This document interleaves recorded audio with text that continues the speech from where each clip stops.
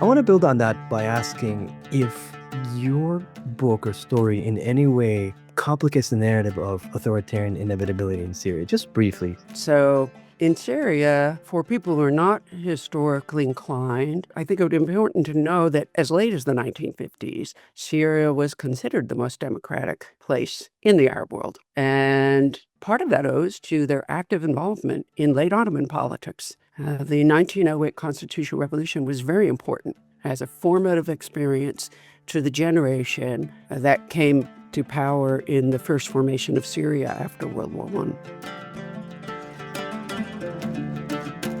As this was happening, I note that the French invasion is looming in July 1920, and yet the Syrians double down. And, despite the disappointment of the Ghayn Commission not coming to fruition, despite the looming French invasion, they still insist on writing a constitution. So why were they so adamant on writing the constitution in the middle of this crisis? That's a great question. They were desperate to show they were modern. And to be a modern, self-governing people, you had to have a constitutional government. Think about the wider context, right? This is a world in which Woodrow Wilson had said back in 1918, Germany, we won't negotiate with you. We won't sign an armistice with you until you have a government that expresses the will of the people. And so that was in the air. And these people had been talking about and even drafting early drafts of a constitution since the summer of 1919.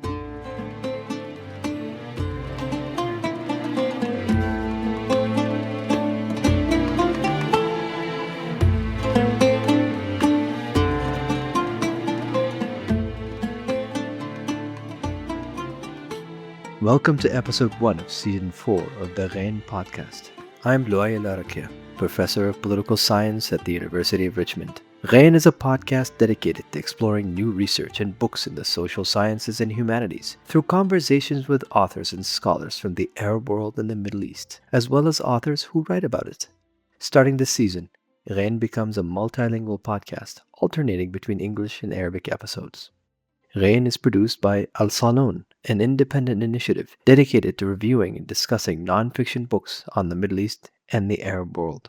Today's episode examines a question that challenges one of the most common assumptions about the modern Middle East. Was authoritarianism in the Arab world inevitable? In her book, How the West Stole Democracy from the Arabs, the Syrian Congress of 1920, and the destruction of its historical Liberal-Islamic alliance, Elizabeth Thompson argues that the answer is no. The book takes us back to the aftermath of the First World War and the collapse of the Ottoman Empire. In Damascus, Arab leaders, intellectuals, and activists attempted to build what may have been the Arab world's first modern democratic state. They drafted a constitution, established a representative Congress, and sought international recognition for an independent Syria. Yet within months, that experiment was crushed by the same international powers that claimed to support self-determination and democracy. At the heart of the book is a fascinating and deeply consequential question. Why did one of the earliest democratic experiments in the Arab world fail? Was its collapse the result of internal divisions and political weaknesses? Or was it ultimately the product of European colonial ambition and great power politics? To help us answer these questions, I'm joined by Elizabeth Thompson, professor of history and Muhammad S. Farsi Chair of Islamic Peace at American University. Together, we'll discuss her book and revisit a pivotal but often forgotten chapter in the history of democracy in the modern Middle East. Let's begin.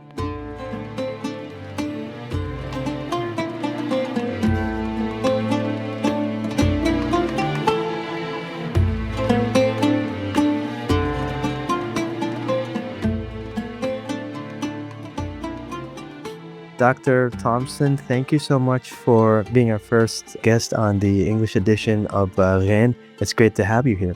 Well, it's my pleasure to be here. Thank you for inviting me. So to begin, tell us a little bit about yourself and your research. And in particular, I want to focus on what drew you to this topic. Why the Syrian democratic experiment in particular in the early 20th century? That's a great question. I spent time in Syria in the 1990s. I think the last time, sadly, I went to Syria was in 2008. It became difficult to travel there after that. And Syria was understudied in the United States. At the time I was in graduate school, I'd say Egypt was the big place to study. Turkey became very popular because the archives opened and, Syria was wide open, and there had been an opening in the 90s, in the late Hafiz Assad period, in which foreigners could go in and do research. So it was opportunity, but also a gap in our knowledge, I think. I really liked being in Syria. Syria is one country in the Arab world, I would say, maybe along with Tunisia, where an American can feel comfortable because there's kind of a middle class as a center of gravity in the society, as opposed to some places. But Syrians that I knew had only the dimmest understanding or even memory of the period before the Ba'athist regime. I met some whose parents, or when they were children, they were participating in the democratic opening of the mid-1950s. But when I mentioned to a colleague of mine at the time, when I began this project, still a professor at the University of Virginia, and I mentioned the memoirs of a particularly important person in the 1950s, Akram Hawrani, to a Syrian friend in the literature department. She said, Akram who? And I thought, okay. So maybe this book would not only be useful to me and to American historians, but also to Syrians. And so that's a plus plus. Furthermore, there was always a puzzle. I had written a book called Justice Interrupted, which turned out to be, and this is how history works, right? Or any research project that works. You begin with one set of ideas and it turns into something you didn't anticipate. And what that project turned into was a study of how the largest political movement since the mid-19th century in the Middle East centered on a demand for constitutional government, a common thread, whether they were socialists, whether they were right-wing nationalists, whether they were Islamists. Constitutionalism was in there. Rule of law was very important. It was rooted, I think, in common history within the Ottoman world, in which the Ottomans themselves claimed to rule by rule of law and justice, right? They could not make any dynastic claims to be descendants of the prophet or anything, but they could do that. But something bothered me. I not kept reading. Several times I found reference to the fact that a man named Rashid Ridda, who may well be known to our listeners, man who wore a turban, a student of Jamal al-Din al-Afghani, Muhammad Abdu, right, that 19th century version of Salafi reformism in Islam, had become the president of a constituent assembly in Congress in Syria that disestablished Islam. And I said, that does not fit with anything that we talk about in political history of the region. So made me think, yep, this is worth devoting 6 years of my life to. And so I did. So, building on that idea of like finding almost like a counter narrative to the dominant narrative within this like early Syrian experiment with democracy, I want to build on that by asking if your book or story in any way complicates the narrative of authoritarian inevitability in Syria, just briefly, so we can kind of get started. Oh, yeah. Yeah, I think I claim that somewhere, that I don't think authoritarianism is inevitable anywhere. I am a little bit of an optimist. If I did not believe there was room for human agency, I would not be a historian, because I think that's what historians are good at, sorting out which points, given the huge forces that we human beings live within, where do we have choice? Where can we, when is it that we can take advantage of an opportunity? So in Syria, for people who are not historically inclined, I think it would be important to know that by the 1950s, as late as the 1950s, Syria was considered the most democratic place in the Arab world. And part of that owes to their active involvement in late Ottoman politics. The 1908 constitutional revolution was very important as a formative experience to the generation that came to power in the first formation of Syria after World War I. So they chose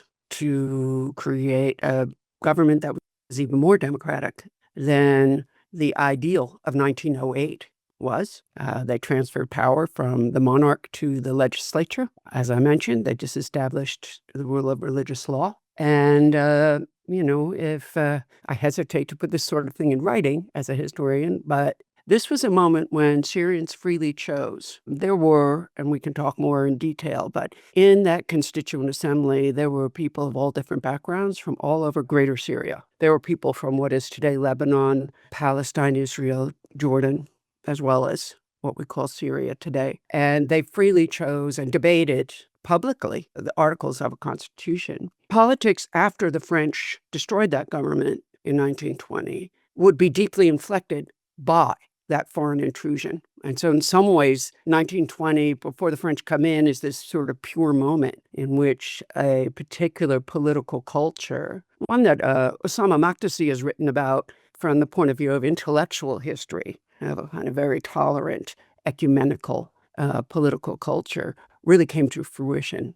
And after that, you see the emergence of populist movements and extremist movements and violent movements that challenge that spirit of democratic rule. And Syria becomes notoriously unstable by the mid-century. So I want to go back to the end of World War I. It's like I want to rewind because I want to start looking into the book from the beginning. But before I do that, I want you to just kind of give us like a quick summary of the argument of the book, just so the reader kind of gets a sense of what you're arguing in the book about the democratic experiment in Syria before we really kind of dive into the book.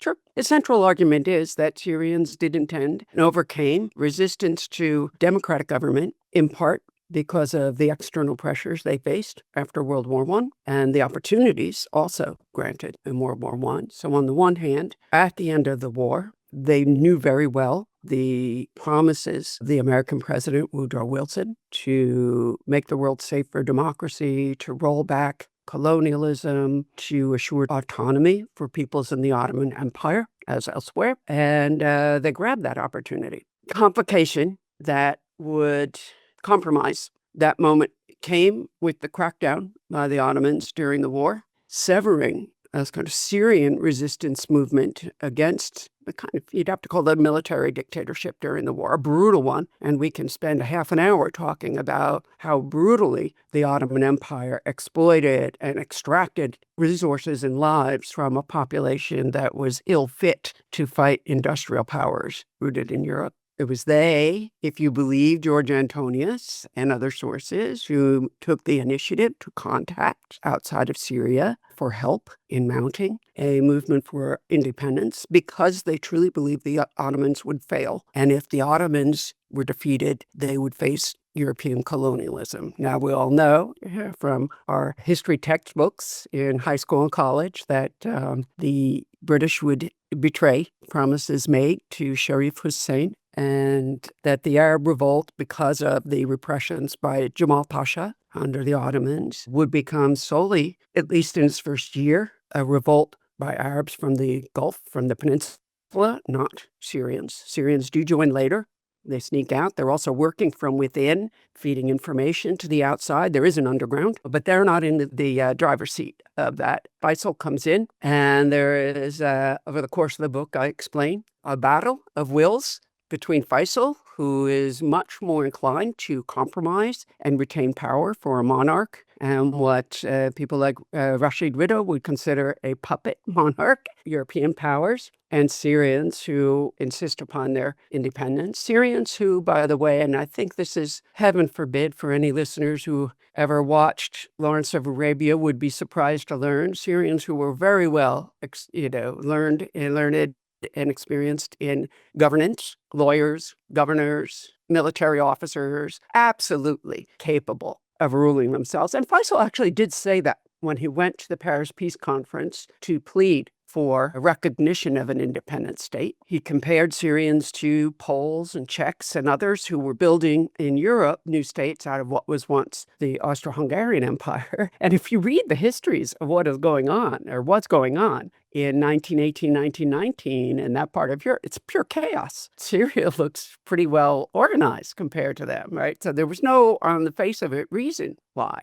except for cultural prejudice and imperialist ambition, that the Syrians would not achieve the independence that their neighbors did in Europe. Amidst all of this, Faisal locks horns with a Congress that is elected to sort of meet with Woodrow Wilson's representatives and who want to establish democracy. And it is a sort of fateful clash of wills that led to poor planning. And when the French decide to invade and smash the nascent Syrian Arab kingdom in July of 1920, they're unable to defend the territory, and that state disappears. So thank you so much for that really useful overview of the book. Let's go back to that moment where the Arabs see an opportunity against the Ottoman oppressor. And essentially, the conditions on the ground almost incentivize the Arabs in Syria to say that, well, there's something of a possibility here to transform this from just a revolt against the Ottomans to something much bigger. And I want to latch on to something here, which is something you talk about a lot in the book, which is the Wilsonian moment. And Rashid Rida, who you've mentioned several times now,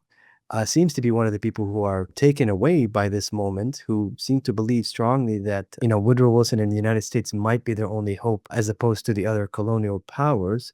So I've got two questions here. First of all, kind of like help us understand this Wilsonian moment. And the second one is, why was there so much faith in the United States compared to the other colonial powers, France and Britain in particular? Right. Well, let's just maybe I'll answer that by way of tracing the changing attitudes of Rashid Rida as expressed in his journal, Manar, which was published in Cairo. He had been in exile he was born near Tripoli, Lebanon, been in exile since the turn of the 20th century for opposing the tyranny of Sultan Abdulhamid II, and supported the 1908 constitutional revolution. And therefore, when the Young Turks steer that revolution away from constitutionalism toward dictatorship, falls afoul of them, and therefore is back in exile in Cairo. He has seen during World War I what the British did in Egypt. He has seen them break promises left and right. Faisal has not seen that. There's one of my favorite moments in the book, and is by virtue of using Rida's own diary that I was able to capture this moment. Faisal has come back from Paris and needs advice and leverage of somebody with the Congress, because he knows the Congress is going to resist a deal he has struck with the French premier. And he talks to Rida, who by this point is now in Beirut. Rida writes, "Oh, this man, he's really, really deluded and not up to the task, but I think he's educable, so I will go to Damascus with him." And I will. Right. So there's a man who is absolutely skeptical of any motives from European powers. But by the time he's had that meeting with Faisal, he has been able to read the speeches of Woodrow Wilson. And another moment that I love in the book is kind of a moment of conversion, right? But it's just like, wow, Woodrow Wilson, he's an instrument of God, right? He publishes this in Al-Manar in December 1918, precisely because he sees that the United States at that point is not counted amongst the great powers, has maintained autonomy from the Allied armies, and that, he speaks of rights of small nations. So I think it is hearing a language that was familiar and sounded correct to him. Do you see what I mean? I mean, that coincided with his notion of what justice was. I think there is a very famous book on the Wilsonian moment by Aras Manella, which paints a slightly different picture of that moment. I credit him with drawing our attention to there was this moment of transnational media, the ability to translate Wilson's speeches and have them reprinted in newspapers around the world, and have people around the world hear what he has to say. The book falls short a little bit in suggesting that these were new ideas to people, right? The book includes studies of Egypt and India and China, right? And it's like, no, these were not new ideas. They were very old ideas, but wow, somebody out there with a big army gets it, right? Understands basically what you and I today would call human rights. If I had another 10 years in my career, I might be tempted to write a book to challenge the number of books of people at very high-ranking universities in this country who have written histories of human rights as a Western history. If that only does a disservice to people around the world who innately know what those rights are, to be human. And yet now they've been branded as Western, which enables opponents of human rights then to fight them, right? But anyway, back to Rida. And so Wilson is attending the Paris Peace Conference himself as it opens in January 1919. He's made a victory tour around Europe with, crowds of people lining the streets of European capitals. It really did look like a moment when the world might be remade on a new basis, okay? And I think it's not only cynical, but historically incorrect to read back to that moment from what we know happened later and say, no, there was no there, okay? And so it was, as I portray in the book, so important for Faisal when he got to Paris with Syrian lawyers as his advisors, right? And I point out one is a Shi'i from Lebanon or from, the Bekaa Valley. The other's a Palestinian, right? All lawyers trained in Paris. They understand exactly what's going on politically in Paris. They're not going in there naively. Perhaps Faisal was a bit naive, but they were able to network in Paris, to manipulate as much as they could the press around Faisal and engineer a meeting between Faisal and Woodrow Wilson himself. I'm really glad you took us to the Paris conference in 1919 because this is, what comes to mind here is the role of the Emir Faisal or King Faisal later on and his insistence on diplomacy, which you see this throughout the book. But at this moment, he's really trying to navigate between Britain, France, and the United States. So tell us a little bit about this sort of diplomatic tightrope that he's walking, because there is a dizzying pace with which you kind of see him just going back and forth between each of these powers throughout the chapters, trying to convince them, trying to balance them out. So kind of tell us about this diplomatic tightrope. Well, by this time, of course, his delegation has some sense of what the secret agreements were, the infamous Sykes-Picot agreement between the British and French. They know that outwardly Wilson had rejected those, They also know that the French don't even want them in the room, right? Faisal arrives in Marseille and they don't want him to go to Paris, and they kind of take him off to battlefields in the east of France. And ironically, goes out to the territories in the east where the man who would eventually conquer Syria, General Gouraud, had defeated the Germans, and not knowing that that man was his nemesis. But they also see that France is desperate to cut deals with the Americans and the British. They do have certain British officials, not just T.E. Lawrence, who were leading them to believe that Lloyd George, the prime minister, representing Britain at the Paris Peace Conference, could be persuaded to prevent the assignment of Syria to the French. But most of all, it would have to be Wilson. What they do not know is that even as the very the very public opening of the conference takes place in mid-January at the French Foreign Ministry, right there along the Seine, they've already begun discussions about creating mandates were pseudo colonies, right? Because Wilson couldn't, let me back up a little bit. Wilson is a complex character. Wilson was definitely racist, but Wilson probably thought Syrians were white because he was friends with the president of the Syrian Protestant College and other missionary leaders who'd worked in the region. The Supreme Court had ruled that Syrians were white people, therefore they could become citizens of the United States. If you're feeling any echoes to American politics today, you should. Okay, these are the same people, right, that, they would succeed in 1924 of barring immigration to those who were deemed non-white again, but we're in this little bit of an opening. And even on the ship across the Atlantic, Wilson had foreseen that there could be strategies to dismember the Ottoman Empire and create things that they didn't label colonies because the 14 points said, no more colonies, and that we should make sure then that these things called mandates would be given to small countries that had no capacity to colonize, even named Scandinavian countries, right? That would be ideal. So he's in a room bargaining with none other than Jan Smuts, who will be the architect of apartheid in South Africa in a couple of decades, right? Smuts even wants mandates imposed, by the way, on the countries carved out of the Austro-Hungarian Empire, foreseeing that there was going to be a lot of fighting over boundaries and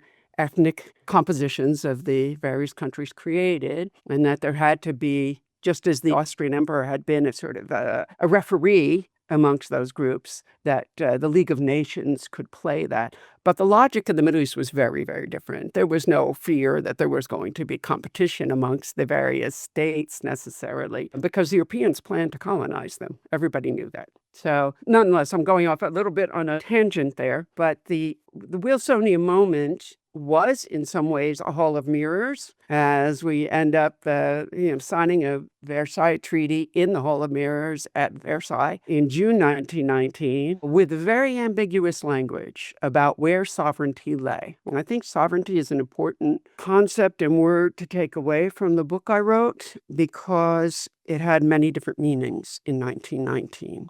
Faisal's own lawyers caught on immediately that Article 22 of the Covenant of the League of Nations allowed for the creation of these mandates for the peoples of the former Ottoman Empire, and that conditional on advice from an outside power, they would be, granted independence. There was that sort of condition. But did that mean they had the sovereignty as long as they accepted some advisors, or were the advisors the carriers? It was unclear as of June 1919. When 9 months later, the Syrians declare independence, they base it on Article 22, saying, we were assured independence. We'll choose. We're happy to have some advisors. We remain friendly with all you European powers, but we are following the League of Nations covenant that has been ratified and put into power by now. So they understood that. But they also claimed that what was another fight which would inform the disputes with Faisal in 1920 is that Wilson spoke about self-determination of peoples.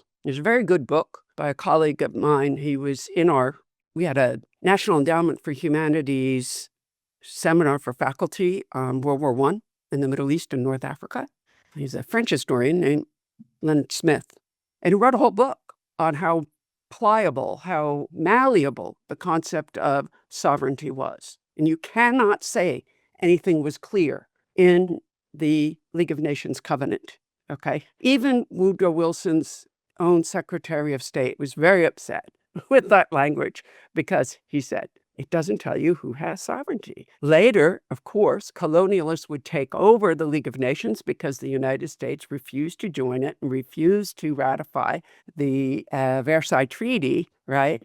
And those colonialists would read it and interpret that language in a very colonialist way, right? But I hope the book is persuasive that there really was there was an opening in 1919, and that Syrians were not dupes from day one. So would you consider the King Crane Commission, which is largely forgotten now, it's like considered kind of like the forgotten document, as sort of proof of that opening? We know it fails later, and I want you to kind of get into why it doesn't really end up, amounting to much. But would you consider it an opening in the sense of being persuaded by the efforts of the Syrians to make their case for national self-determination? Because, they insist on Wilson's 14 points, and then they also make an attempt, kind of an embarrassing one, to argue that they're white, right? So they're like, well, we're not like the African nations. We don't need a mandate, all these things. And so that there's like multiple instruments or tools that they use for persuading the three powers. And they ultimately end up with the King Crane Commission. Would you consider the King Crane Commission like as a consequence of those hard negotiation, I guess,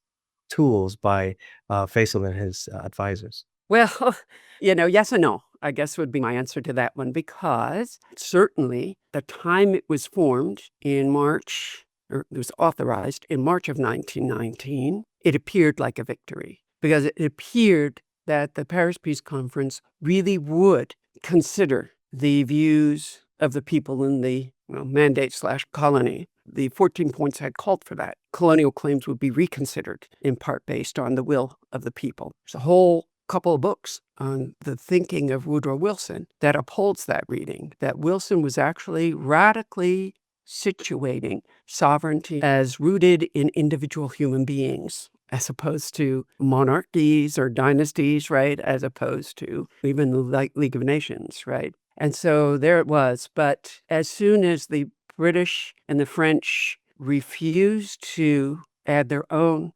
representatives to that commission in May of 1919, it has been crippled, won't carry the same authority. But most importantly, Wilson has returned to the United States by the time they submit the first draft of the report in July of 1919. And Wilson is facing a huge fight in the Senate over that treaty. Does not act to uphold those findings. And then he has a stroke. So no one has given a definitive explanation for why that report remained in a drawer for 2 years. It will be pulled out in 1922 again. But by that time, Wilson is gone. He's been replaced by an administration that has no interest in spreading democracy around the world and is once again ignored, even though by then it's finally published. It becomes public. So it is evidence of the existence of an opening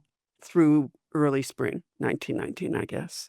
But since it was not acted on by the Wilson administration, that meaning was... So for the listener, just so listeners aware, like the King Crane Commission essentially was supposed to be a report that examines the conditions on the ground in Syria to see whether there's ripe ground for democracy, whether the country's ready. And essentially they're supposed to poll the population to see whether they would accept democracy and also accept Faisal as their king, more or less. And it seemed that, based on the book, that the Syrian elite did really well at essentially convincing the drafters of the commission that they actually were ready for democracy. And so the report does tend to be fairly positive. Now, it doesn't amount to anything, as you say, because of the reasons that you mentioned. And the conference at San Remo solidifies this idea of mandates. And you see that at this point, basically the locus of action really shifts domestically, right? So like it shifts from the international arena to the more domestic context in Syria.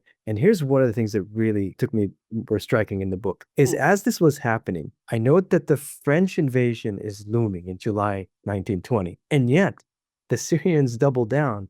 And, despite the disappointment of the King Crane Commission not coming to fruition, despite the looming French invasion, they still insist on writing a constitution. So why were they so adamant on writing the constitution in the middle of this crisis? That's a great question. And I think another whole book could be written just on that topic with perhaps the discovery of more sources than I was able to find. But two things. One, facts on the ground. They were desperate to show they were modern. And to be a modern, self-governing people, you had to have a constitutional government. Think about the wider context, right? This is a world in which Woodrow Wilson had said back in 1918, Germany, we won't negotiate with you. We won't sign an armistice with you until you have a government that expresses the will of the people, right? The Kaiser had to go, right? And so that was in the air. And these people had been talking about and even drafting early drafts of a constitution since the summer of 1919. So there was momentum on one hand. There are some tantalizing insights from, again, both Rida, and I found the memoir of a Palestinian from Nablus, Izzat Darwazeh, to be very useful because he becomes the secretary of the Syrian Congress. There was awareness and friction between these people and I would say the sort of military elites who were closer to Faisal and his brother Zayd, who clearly monarchy and military were the best way to secure sovereignty. They may be right, but I found it very interesting. I couldn't find more sources for this, but I put it out there in the book nonetheless. They looked to the north and they already could see what Mustafa Kemal Atatürk was doing. They knew who he was. He'd been posted into Syria at the very end of the war, right? He organized the Ottoman withdrawal from Syria. In fact, he was a hero of Gallipoli and so on. But they foresaw that that would lead to a military dictatorship. And they'd lived under a horrible military dictatorship from 1914 to 1918. And so I think that complicated things. Now, I don't think it's correct, maybe, and I suggest it in the book, and maybe I would phrase it differently now. I don't know that it was an either or. There's no reason why you couldn't be writing a constitution and preparing for war at the very same time.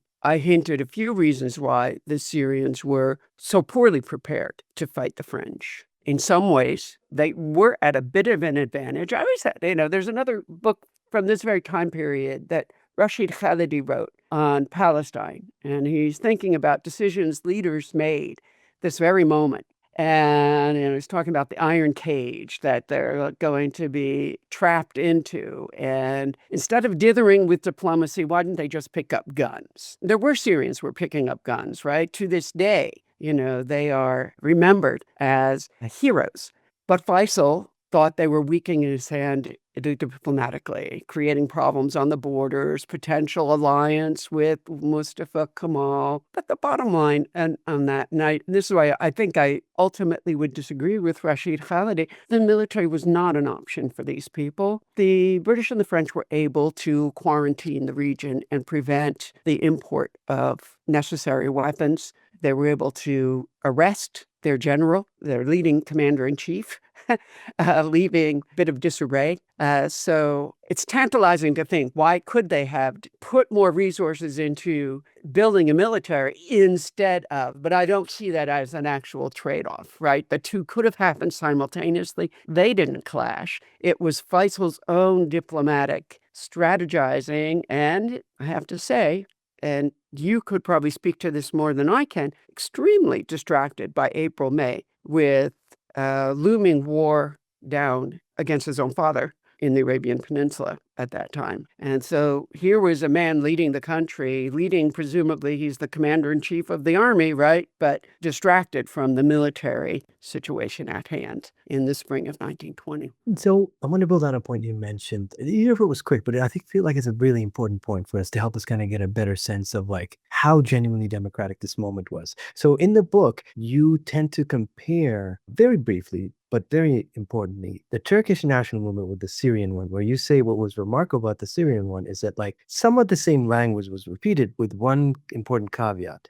The Syrian one was unequivocally democratic in its nature compared to the Turkish national movement. So what is it about this constitutional experiment that made it genuinely democratic? Do you think it was ahead of its time in the way the constitution was written? No, it came straight out of Ottoman tradition. I don't think it was ahead of its time. I mean, that's an easy cop-out, right? This built many of the people involved in drafting the Constitution and in debating it in mid-1920 were familiar with the Ottoman experiment in restoring their constitution in 1908, the effort at a counter-revolution by the Sultan in 1909, the exploitation of that moment by the military to assert control. They were looking back and saying, let's fix that. Let's fix that hole that undermined the Ottoman constitution. There were a lot of lawyers, right?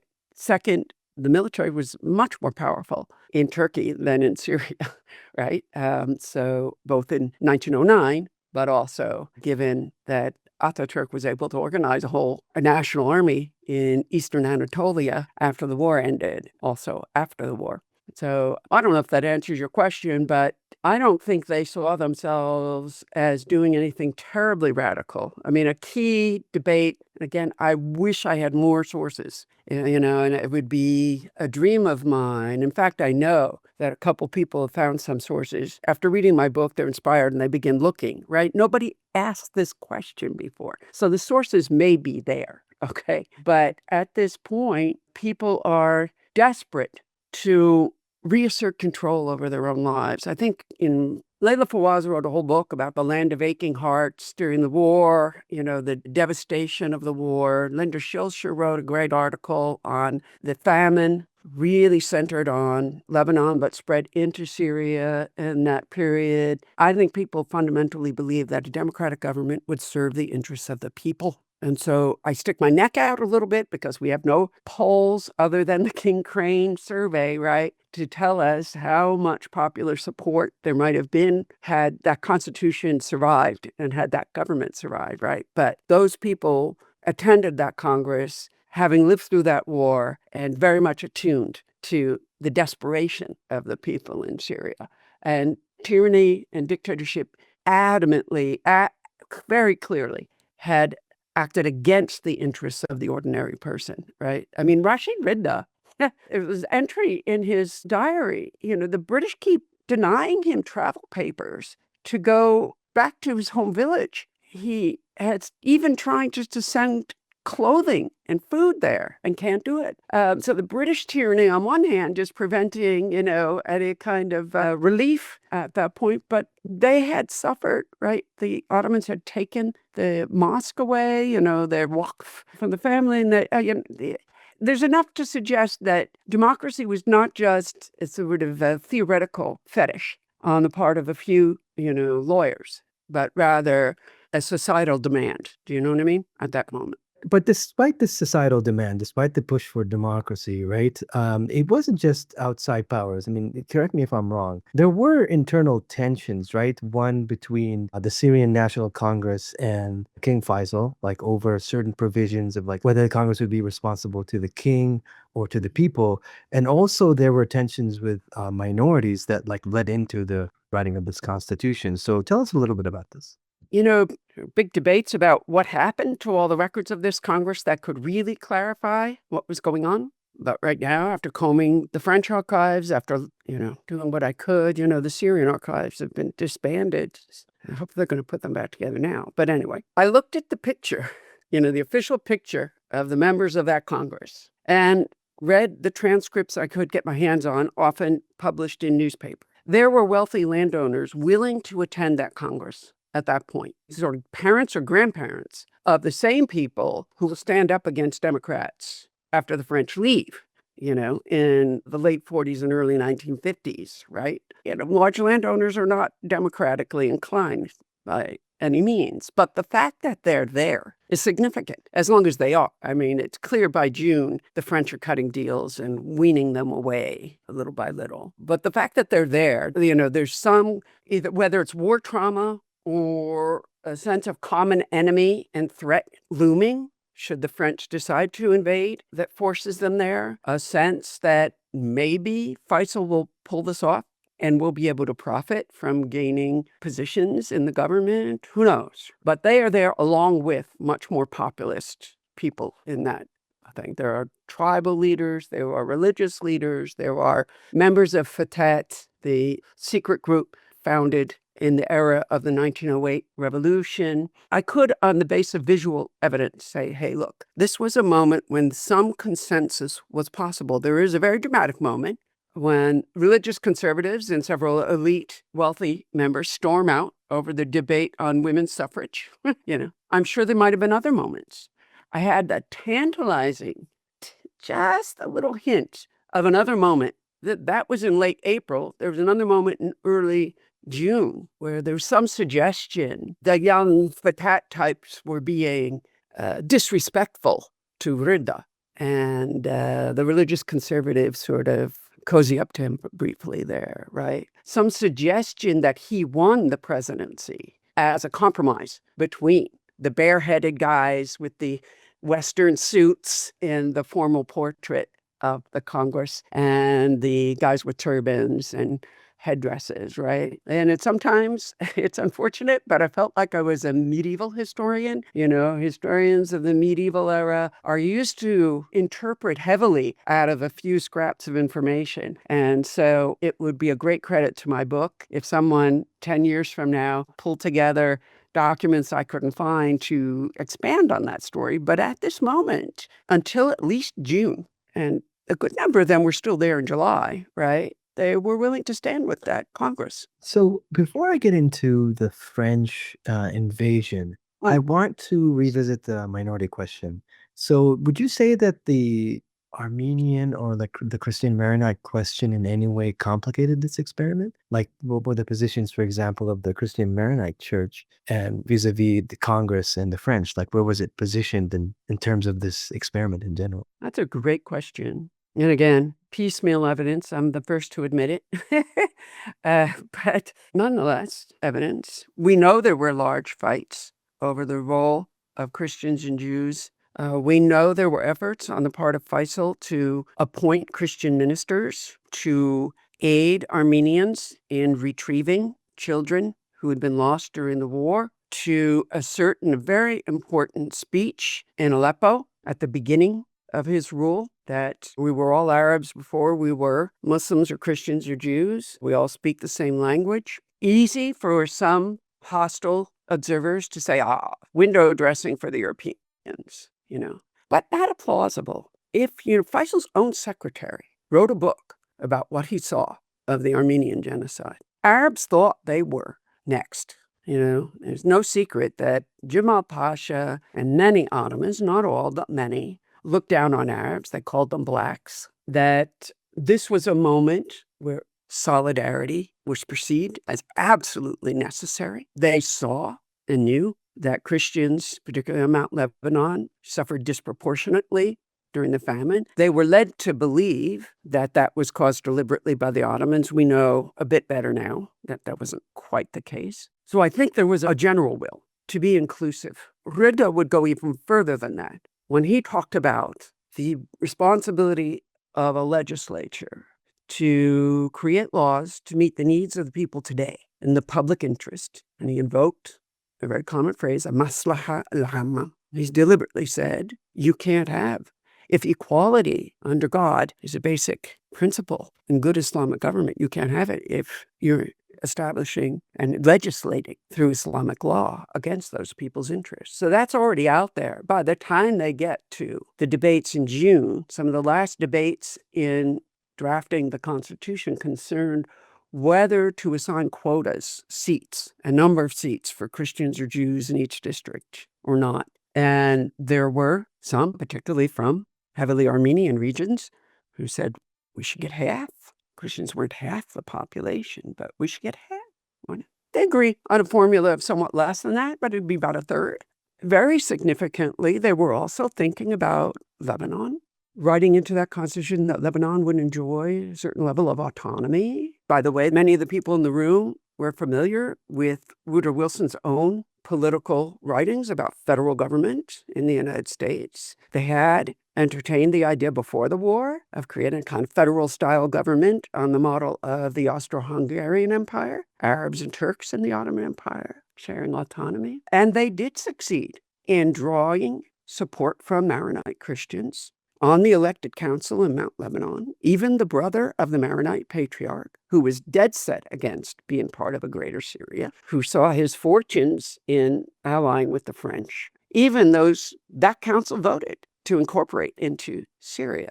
When it became known that the French did not intend to leave right away, many more thought, I think the Congress in Damascus might be onto something here. So they did complicate things, but not so much. That was part of the larger package coming out of 1908. In 1908, there was heavy discussion for incorporation of minorities. There was a celebration of the 1908 Constitution in Egypt, in which Rashid Rida was raised up on the shoulders of people as promoting and, such civil equality in the country. But it was on the side of the French in their efforts to use the minority issue to associate Muslims with genocide. Yeah, I think we need much more writing on the fact that Arabs became Arabs at the Paris Peace Conference because they were being lumped with Turks as Muslims who create genocide, right? And a rhetoric of we can't allow a Sharifian to run a government because he'll kill all the Christians in his country. That is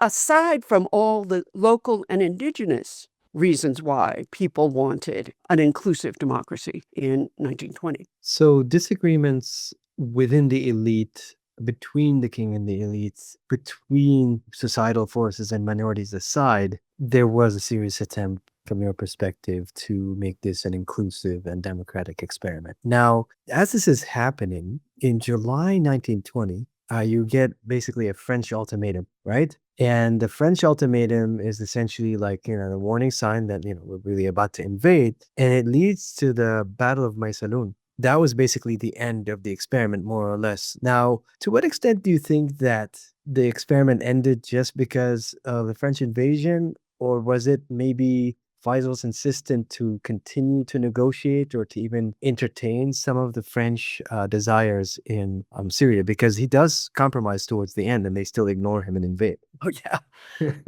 I would say a very good question. I make an argument in the book that there are reasons within French domestic politics that this happens. There is something called the colonial lobby. Within 2 generations, the French had not really been and it did not have a serious colonial power when the Third Republic was established in the mid-1870s, right? It's really built up in the 1880s and onward. But there's an implicit deal in French politics. By the time you get to the turn of the 20th century, we'll have our republic in the hexagon, in the metropole. We're going to ban Catholic schools, and we're going to send the missionaries and the old aristocrats, put them in the foreign office, or the foreign ministry, into the colonial office, into the military, off to conquer lands in West Africa and where have you. But leave us alone, let us have our secular republic.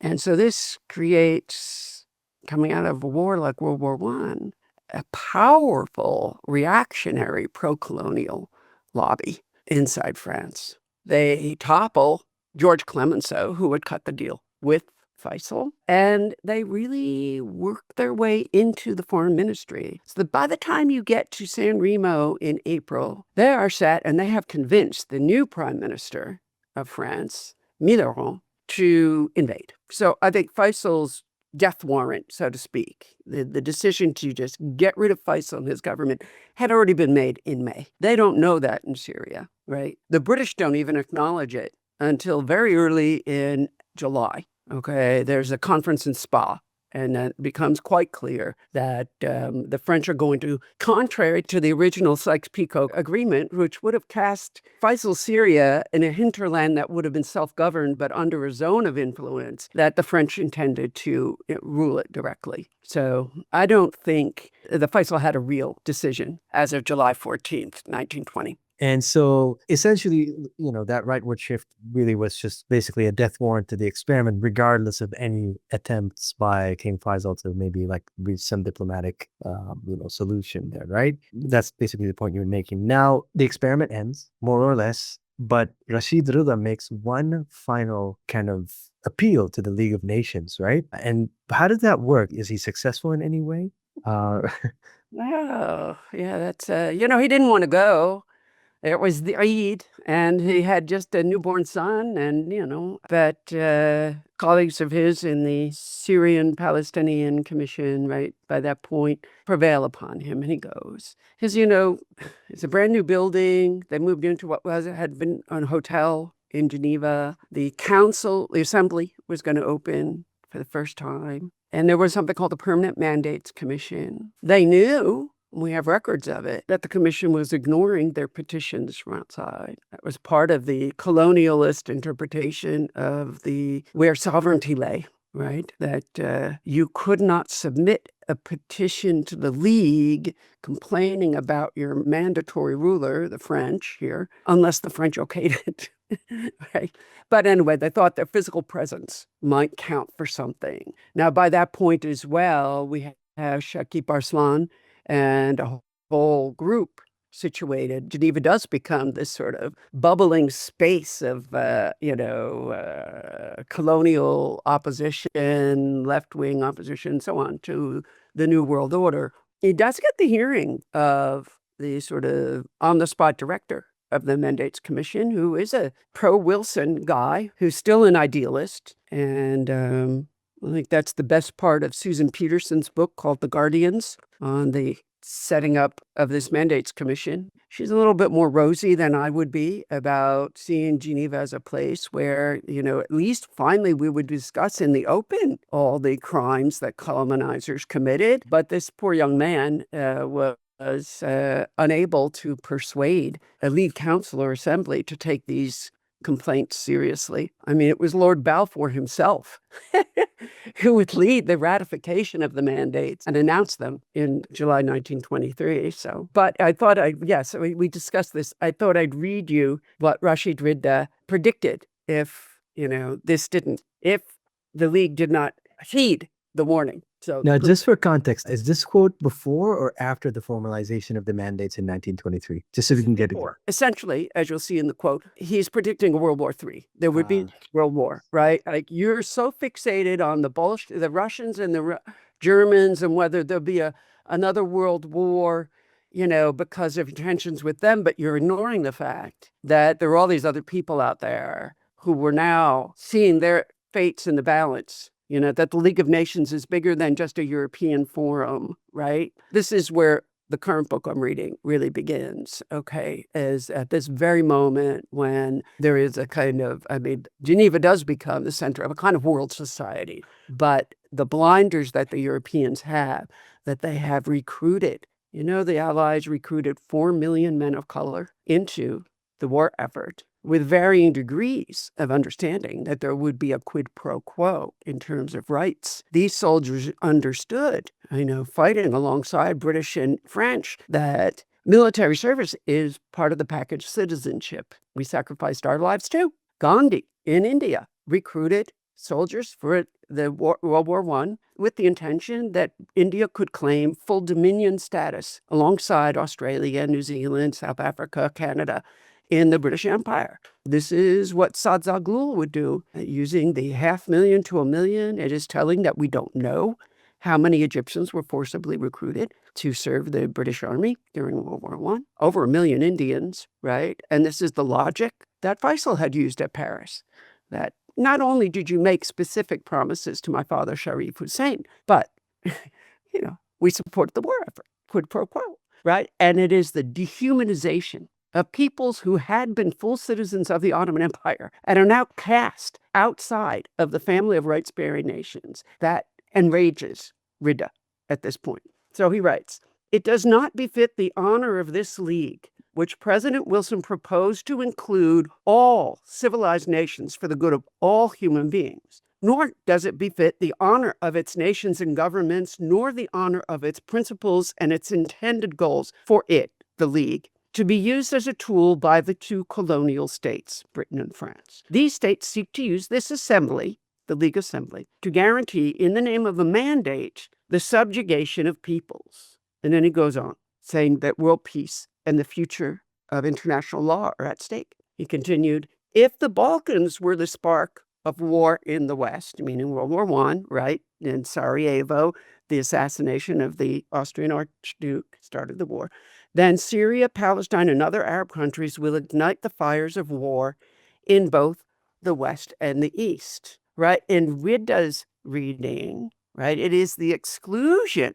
from the liberal democratic world order that leads to the disenchantment with international law, human rights, and so on, right? It will become transformed into a different kind of anti-Westernism amongst the Islamists who follow him. But it is rooted in that moment. They wanted inclusion. They did not see a fundamental conflict between Islam and democracy, right? And yet they were being told so. And I think that is maybe for me the most poignant moment in the book, and I think the takeaway that I hope people might have when they read the book, if they read the book.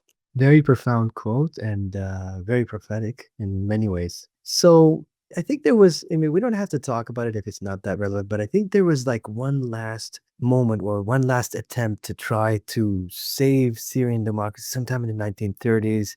I believe Shahbandar may have been involved in it. So we could talk about that briefly, before we get the kind of key lesson from the book. Yeah, that's true. The Syrians don't let go. Faisal's long gone. He's accepted to become a puppet monarch over in Iraq. That the Syrians don't let go. They're in exile. They mount a revolt with the Druze and other factions within Syria in 1925, but they don't prevail. The League of Nations refuses to recognize the war crimes committed by the French during that revolt. Shahbandar is amongst those. He was a doctor trained at the American University, the Syrian Protestant College. As I mentioned, it doesn't take long to build vested interests that are against democratic aims. Like we saw with the colonial lobby in France. By the time you get to the 1930s, there are a bunch of cronies, who have benefited mightily from French mandatory rule. As in every colony that you point to, external rule is founded on some of the most profoundly anti-democratic elements in a society: religious leaders, tribal chiefs, big landowners. And Shahbandar, who is he? He does form a party, but he runs up against a party that has chosen to collaborate with the French, right, the National Bloc. And by then, now organized Islamists, by the time he comes back, we're 4 or 5 years away from the sort of local Islamist groups that have formed in opposition to French rule and increasingly embracing the idea a very anti-Ridian idea that Islamic government must rule through Islamic law. We're 5-6 years away from them joining with the Muslim Brotherhood in Egypt, to create the Syrian Muslim Brotherhood. So we've already created a kind of cleavage and a profound and powerful set of interests against democratic government by the time that Shah Bandar can make it back. The French leftist government in France comes to power by 1936. And there's an opening for a treaty discussion at that point. But that moment has passed. So mandate cronies, polarization with the Islamists. So those were conditions essentially created by the French. Those would be kind of like the final nail in the coffin for any kind of future attempt towards democracy in Syria. I would take exception to that. Not a final nail, but it raises huge obstacles that did not exist before. Okay. And I mentioned earlier, I think, Akram Hourani, who gets elected to the post-independent Syrian parliament after World War II and tries to recoup that democratic momentum. But now he is facing conservative religious groups that did not exist before the French came in.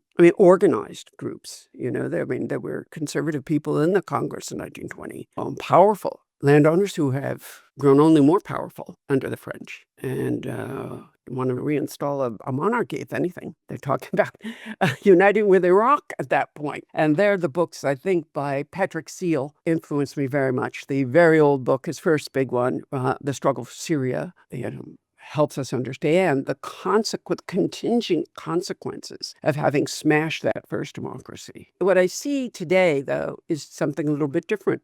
In the anti-democratic constituencies that supported dictatorships throughout the Cold War era in the Arab world. Met a kind of comeuppance in 2011, particularly in a place like Egypt. Syria, I can't even, we can talk about Syria today, but it's so hard. But, the Muslim Brotherhood is not what it was. You have a reshuffling. We could be at kind of what a social scientist might call a critical juncture, where you can now reshuffle the norms and institutions that grew out of that prior moment of contingency back in 1920, right? I don't know. There are so many radical factors operating now in Syria that it's very hard to predict. But I am gratified that I've been contacted by a good number of Syrians who find going back to that 1920 moment informative, because you can now see that anti-democratic Islamism is not essential. It is a contingent outcome of a particular historical moment, and therefore can be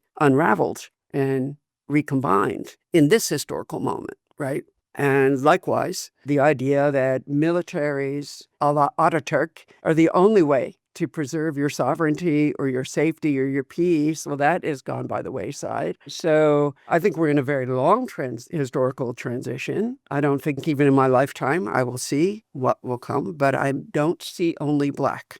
I don't see only despair, I have to say. I was going to ask if there's any lessons for democratic movements in the Arab world today. It seems like one of them is don't do military dictatorships. If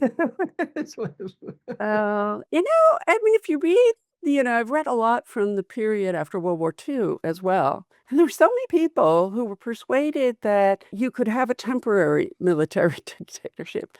Never happened. Never happened. They don't leave power, right? George Washington was one of a kind, I think. So I think, you don't need the 1920 to tell you that, but it's true. It's hard to find exact lessons, except lessons that allow you to think outside the box. If you understand what happened in 1919, 1920, and the complexity of that moment, you won't buy into sort of the facile black and white explanations for why we've had dictatorship in the Arab world since then. You will recognize, I hope, and that's the intent in the new book, is to place, I've got 3 Arab cases and 3 non-Arab cases in a new book on 1919 to deliberately show the sort of comparatively different trajectories that come out of a common set, expectations, and then expectations thwarted, right, by colonial violence or racial violence. So I think the best thing you can draw from a history book is to understand that maybe we don't have iron cages, right? And that things things we thought were permanent or essential are not so. They're man-made and can be unmade. Well, on that final note, we don't need iron cages, and things are not predetermined. And so with that kind of last hopeful note, I want to thank you so much for being on the Ghayn Podcast with us, Dr. Thompson. It was a pleasure.